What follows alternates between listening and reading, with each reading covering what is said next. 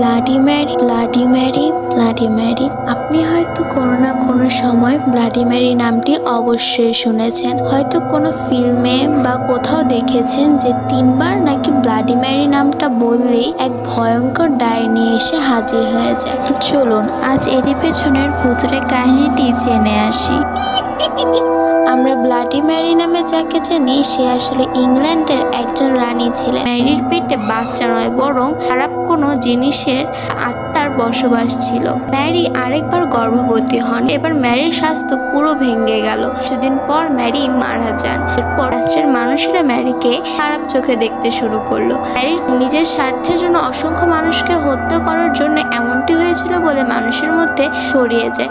যেহেতু ম্যারি রক্ত নিয়ে খেলা করতে বেশি ভালোবাসতো এবং অনেক নিষ্পাপ প্রাণকে হত্যা করেছিল, সেহেতু রাষ্ট্রের মানুষ তাকে ব্লাডি ম্যারি নাম দেয়।